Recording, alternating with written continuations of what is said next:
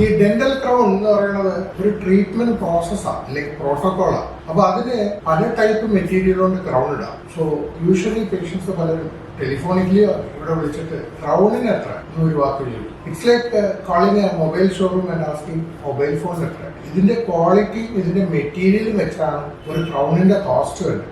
Crown പല type material ഉണ്ട്. Invariably 50+ materials ഉണ്ട് ക്രൗൺ യൂസ് ചെയ്യും. അത് നമ്മൾ യൂസ് ചെയ്യുന്ന ലാബ്, നമ്മൾ യൂസ് ചെയ്യുന്ന മെറ്റീരിയൽ അനുസരിച്ച് ക്രൗണിന്റെ കോസ്റ്റ് വ്യത്യാസം വരും. സോ ഒരു സ്ഥലത്തു നിന്നുള്ള ക്രൗണും മറ്റേ സ്ഥലത്തു നിന്നുള്ള ക്രൗണും എന്താണ് ഒരു വ്യത്യാസം എന്ന് വെച്ച് കഴിഞ്ഞാൽ it all depends on what material you select. So എന്ത് രീതിയിലാണ് മെറ്റീരിയൽ സെലക്ട് ചെയ്യുന്നത്, ഇറ്റ് ഡിപ്പെൻഡ്സ് ഓൺ ഏത് ഏരിയയിൽ എന്ത് ലോഡ് അല്ലെങ്കിൽ എന്ത് ഫംഗ്ഷൻ, അതിനനുസരിച്ച് ആ ക്രൗൺ സെലക്ട് ചെയ്യേണ്ടത്. മുന്നില് പ്രാധാന്യം കാഴ്ചയ്ക്കാണ്.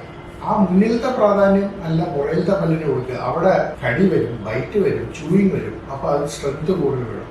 അതുകൊണ്ട് ഇത് ഡിപ്പെൻഡ് ചെയ്ത് ഇത് ഡോക്ടർ പേഷ്യന്റും കൂടെ ഇരുന്ന് തീരുമാനിക്കേണ്ടതാ എന്ത് ക്രൗൺ വേണമെന്ന്. അല്ലാതെ ക്രൗൺ എന്ന് പറയുന്നത് ഒരു പ്രോസസ്, അതെല്ലാം യൂണിഫോം അല്ല. There are so many labs, there are so many material.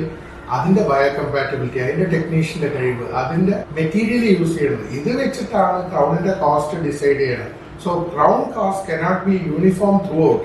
Almost approximately the same, but it depends on what material you choose.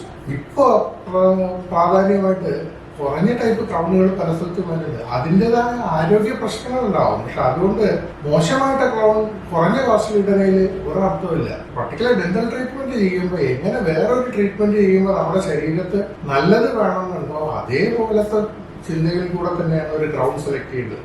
So it is basically dependent on what the patient need is and what the situation mandates. അതാണ് അതിന്റെ പ്രാധാന്യം.